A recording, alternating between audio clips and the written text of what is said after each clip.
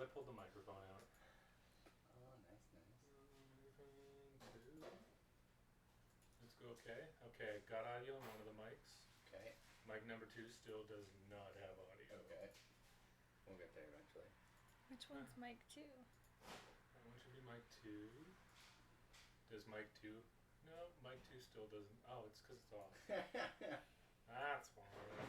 There we go. Looks like we have audio. All right. Cass, want to give a chat? Speak. Hi. There we go. I just had to make sure that your mic was picking up enough audio. I fixed. All right.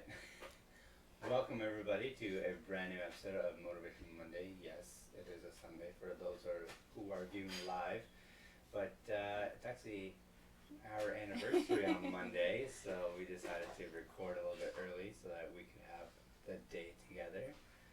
Let's start off by introducing the lovely woman on my left here.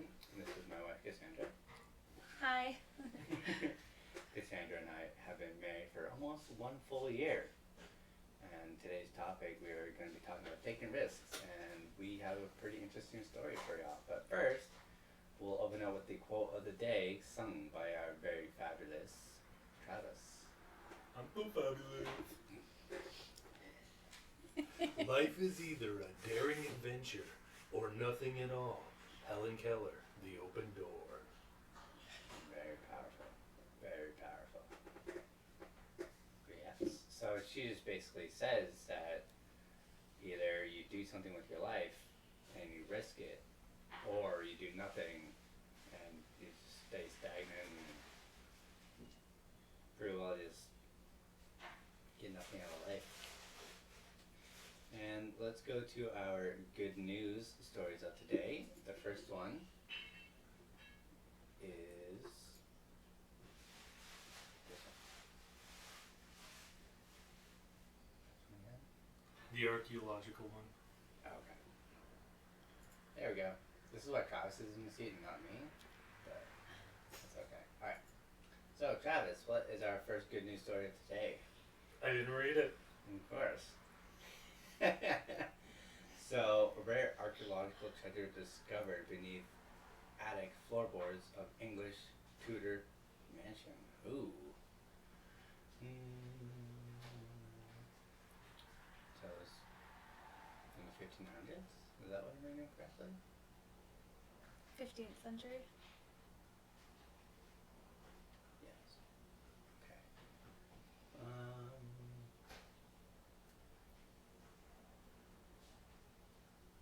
Okay. So anyone reading along will be able to tell us more about the story. Because neither Travis nor I have read it, but if you're reading it, let us know in the comments what it says. No, but that's pretty cool. It was lost for centuries, and all of a sudden it was found again by Matt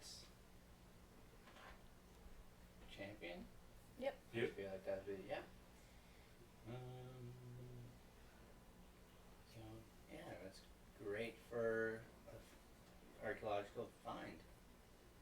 Let's move on to our next story, which is a cancer survivor becomes first woman to complete triathlon, 330 miles in 5 days. Wow. That's incredible. That's impressive. Not as impressive as beating cancer. True. Well, let's just add an extra 0 for the miles there for what she went through cancer, and then apparently this was nothing for her to do. So she swam, cycled, and ran over 330 miles in just 5 days. So Andrea Mason did this insane challenge, and she crossed the finish line early on Wednesday. So good for her. Oh, it was set in the French Alps, which is nice. I guess if you're trying to socially distance. There's a picture of her doing the walk and the bike, and then I was here swimming. Look at that. She's A-okay. That's good to know. And our last good news story. Travis, go ahead. Basically, they just set up more wildlife reserves in Zimbabwe. Oh, awesome. Getting animals some recognition and saving some animal lives. Awesome. Well, good for them. Alright, so we shall... Alright, so let's get into our topic of today, which is basically just taking risks. And I decided to bring on my wife because we have an interesting story. Yeah, when you were bringing up the topic for this week of taking risks, it kind of reminded me of our story, because pretty much the entirety of us meeting and getting together was based on a very big risk. For anyone who doesn't know our story, we met while working at Planet Fitness, became instant best friends because of someone's charm. And within 2 months of knowing each other, we realized we had feelings for each other. She first. Of course. You were flirting the entire time. Let's not try to play that off. Maybe. Just a little? Maybe just a little. Just a little? Pretty sure the first conversation you had with me was trying to find out if I was single or not, so... Yes. 21 questions. 20 questions. By the third question in, I knew her favorite food, her favorite color, and that she was... engaged. Okay, good. So, 2 months goes by of knowing this goof, That's me. and I realized that going to work was way more the highlight of my day, and getting to be with him, and that maybe life was not as great as I had thought it was at home.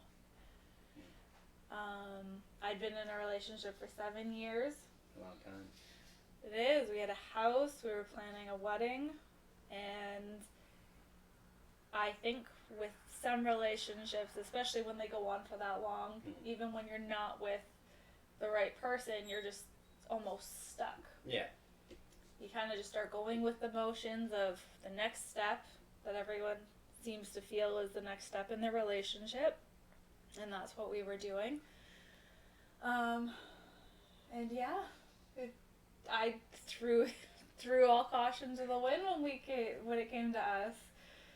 Yeah. We Squeaky chair. we both came to the conclusion that we had feelings for each other, and I think when a relationship is coming to an end, it's not like movies where it comes to a mutual agreement. Someone's always gonna get hurt, unfortunately, which is the downside to a relationship, obviously ending. But at that time, I knew I needed to end that relationship because I wasn't happy, and I hadn't been happy in years. And I was willing to kind of throw everything away for you. Yeah. I mean, it worked out. It did. It absolutely did. But could you imagine if it didn't? Where would you think we'd be? Still best friends. Oh, yeah. For Absolutely. Sure. For sure. And even when everything was happening, I still said, even if you weren't in the picture, if it doesn't work out with us, I know I need to be on my own at least, and away from this situation. Now, I'm definitely not encouraging people to go out and, try to find someone else if they're not happy with their current situation. That's definitely not what happened with us. It just happened to be the way things played out. Yeah. We obviously stopped I stopped my current relationship and decided to get everything sorted with that beforehand, but definitely wasted no time. Oh, yeah. It's definitely a big risk, not only for her, but for me as well. I just got out of a pretty long relationship myself. Now, as long long as yours, 7 years, but mine was about 2. And we were also planning a wedding and all that, and then I just decided it wasn't working out. I just wasn't happy, and then that ended in November, and then she came into my life in January. That's when you started working, and the first thing that I said to you was like, after your interview with our boss at the time, like, I can't wait to work with you. I was like so excited to have this new person to bug around the place. At that point, I was probably getting a little too bored with my job, so it was nice to have a new face to kind of get to know. And luckily, we got to know each other pretty quickly, and everything worked out the way that it did work out. And it was funny enough because you were planning a wedding for August, and we ended up getting together in March, and then we moved in together 2 weeks later, at the beginning of April. We weren't originally planning on moving in together that fast. No. We originally had said we'd give it a bit of time. It's about 3 months to kind of see where things go, and I was going to live on my own, and at that time, rentals were very scarce. Yeah. And we kind of... I need your pickup truck. And we kind of just decided that, you know what, we were risking everything as it was, jumping into the relationship the way we were, and why not throw another, step into the mix. And we found a place. We looked at it Thursday. Yeah. And we moved in together on the Monday. Yeah. We found out on the Friday we got the place, and and we didn't even care. But I think I was bringing a bed. Yep. And pots and pans. And my hair stuff and the dog, and you were bringing the kitchen table. And that was pretty much it. We were okay with just living with that for a bit if we had to, and saving and working towards building together. And I mean, thankfully your parents were amazing. Let me just tell that side. So here's the story of how I told my parents that we were together. So back in March, I told my parents, like, hey, there's this girl at work I really like, but she's in a relationship, and so on and so forth. And my mom was like, okay, just be careful. And then when we got together, I didn't tell them yet, just because it was so new and so fresh. I didn't want to, alarm my parents, because they're very like, hey, don't rush into a relationship so quickly after a failed one. But so you said we looked at the apartment that Thursday, right? That Friday you met them. Or no, sorry, that Saturday you met them. Thursday you told them after we looked at the apartment. That's right, yes. So Thursday we looked at the apartment, then I went home, and then I told my parents, like, hey Mom, couple things. 1, I have a girlfriend. 2, on Saturday you're going to meet her. And 3, we're moving in together. All in the same conversation. I was like, that's why your dad was grilling me about Cassandra. That makes so much sense now. And then I was like, can I borrow the truck, Dad? He's like, no. I was like, okay, Travis. At this time, we barely knew Travis because we knew him from the gym. We knew he had a truck, and he was very no, we knew Travis. I told him he was pretty. We became friends pretty quickly. Well, that was instant friendship. Yeah, that was pretty quick friendship. We were closer, I think, than you and him were, because I worked later than you did when Travis would come in. So I think that's where that came in. Yeah. And then I got to meet them actually before the dinner on the Saturday. They actually came into the gym.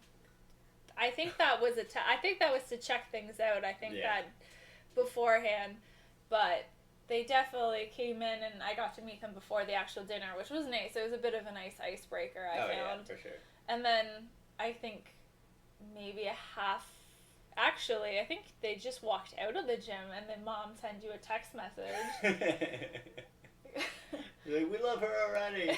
And then we got a message like a half hour later saying she was like at Walmart picking up a bunch of stuff for us. And yeah, I think we just kind of jumped in, full in. Yeah. Full in, I think, is the best way to describe it. There's no feeling and process, tone and water now. It's just like straight up battle flop. And, I mean, obviously everything's worked out definitely in our favor. Mm-hmm. And I think that not enough people take the risk that's involved in when it comes to your heart. Yeah, for sure. A lot of people are more reserved about that. Oh no, I felt the jab. It was a straight kidney punch. I think a lot of people just get so, they're in a relationship, things are going a certain way, whether they just keep moving forward, but I think we're so resigned to the fact that even if we don't have the same feelings for the person, that we somehow have to stay with them. Mm-hmm.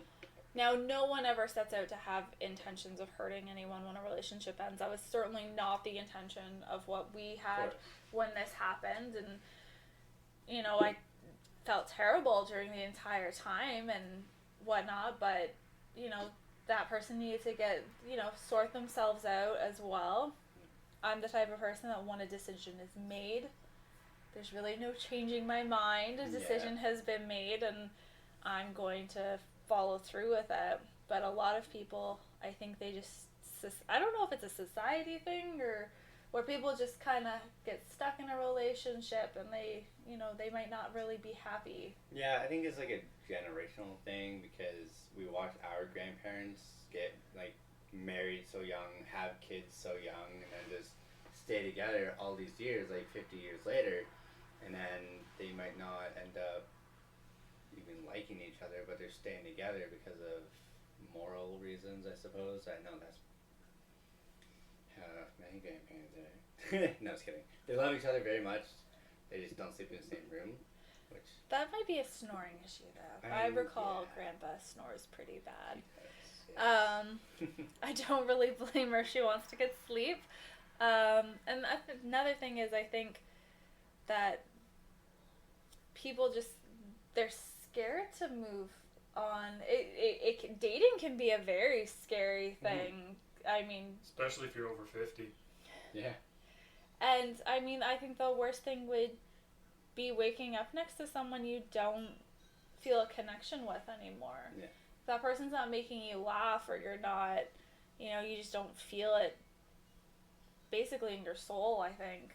That it's, sometimes taking the risk of even just being on your own and loving yourself before getting into finding, your equal can be very challenging for a lot of people.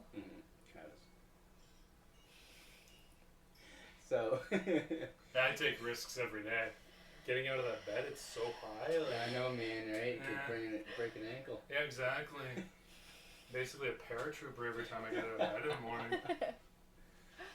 So the timeline of our relationship starts in March, and we move in April. And then we dated for a couple months. Canada Day you proposed? Yeah, because that's how, I just knew. So, a couple months after we moved in, I was like, okay, well, we're already moved in together. I already know this is my life partner. And moving in together was really easy, too. It really was. Not the move itself. Although I feel like that was still, we only did 2 trips, really. Yeah, we got lucky there. Yeah. But I feel like the transition from not living together to living together was really easy for us. We both kind of had similar habits. Yeah. We both were respectful. We laid ground rules. We did. No shitting with the door open. Yeah, I do that all the time. Bathroom. And we're not even dating. Bathroom. Yes, bathroom was Kidding, definitely it's basically a relationship. That time you admitted that. I don't like putting a label on things, okay? And then, what was it? Yeah, everything kind of just flowed together. And then we had the proposal, Canada Day. we had a long discussion about how I didn't care about a big wedding. Right. Because you I did. felt that we, for whatever reason, again, society telling us that we needed to have a big wedding, and then we just decided to do very small and intimate. Originally was our plan, with just our parents. We planned for September because we wanted to do kind of in between our birthdays. Yeah. Mine was the 10th and hers is 30th, so we kind of picked in the middle there and whatever worked. And then kind of just went from there. I mean, it was a little bigger than we had originally planned, but we definitely had all the perfect amount of people there. Oh, yeah. The people who love us the most were there to support us. I met my soulmate at the reception. You did? Travis? You met Brian. Good job. I think he's talking about Eddie. Our waitress was very flirtatious with Mr. Travis that night. And she did an awesome job. She got more than just the tip. I tipped 40%, okay? And sorry, kids. now we're here. Yeah. We're celebrating our 1 year tomorrow, 1 year wedding anniversary tomorrow. Yeah. And baby on the way. And baby in December. So yeah, it's like literally a year after we moved in, we found out we were pregnant, and then it's just like, That was what? planned. Kind of. Yeah, mostly. We had a long discussion about whether or not we wanted kids first, house first, or to travel first, and then COVID hit, so moving to a big house and traveling was out of the question, so we're like, I feel like we're ready. Well, and I think we kind of got to a point where we've always both wanted kids. Yeah. We were very upfront about that during 20 questions. Yeah. And I think we've both kind of just gotten to a point where whatever happens, happens. That's how our entire relationship has been, and things seem to be working out really well for us in that point of view. It's a lot less stressful. And I mean, I don't know if we've fully put our traveling plans on the back burner at that point. We kind of actually stopped really thinking about even the baby back in March because everything started becoming so uncertain with the beginning stages of COVID coming here to Canada and stuff. And then we both got put off work and everything, and then by April we were going a little stir crazy. Yeah. Not used to not working, and found out the wonderful news that we were pregnant, so that was really exciting and brought it. And we were gonna buy a house, went through the ups and downs of trying to figure that out, and now we're just kind of going with the flow with that as well. And either we stay where we are, we may find something bigger, who knows, as long as everyone's healthy and happy. I think that's our goal. It'll work out eventually. So thank you for coming on and sharing our lovely story to the world. I'm pretty sure I've shared like maybe a couple snippets here and there on previous episodes, but the actual full story and having it relate to our topic of the day is pretty interesting, and I love you for that. So thank you, my life partner. And you'll see her around, I'm sure. We have another episode of Feel for Friends coming out, so she'll be on there. She'll be hosting, tell me what to do. For once, it's nice. Just kidding. She always tells me what to do. No. Give you direction. Yes, true. In the kitchen. And Travis, we will end things off with your brilliant quote of the day. Or joke of the day. Dad joke of the day. When does a joke turn into a dad joke? When it becomes apparent. What's ET short for? What? Because he's only got tiny legs. I don't get it. Good enough. So we shall end that there. So thank you all so so much for tuning in. And in the comments below, let us know if you had some hard times, how you got through them, or any risk taking that you've gone through. You can just share with us and let us know. Any final words from you? Yeah, I think if someone feels that they need to be taking a risk, take it. Follow your heart. Just, you will never know until you do it, and you have no idea where you're going to land if you don't take that. If you feel like you have to, if you feel the need to take that risk, it's obviously there for a reason. Yeah, exactly. And Travis's heart grew 2 sizes that day. All right, everybody. Good night.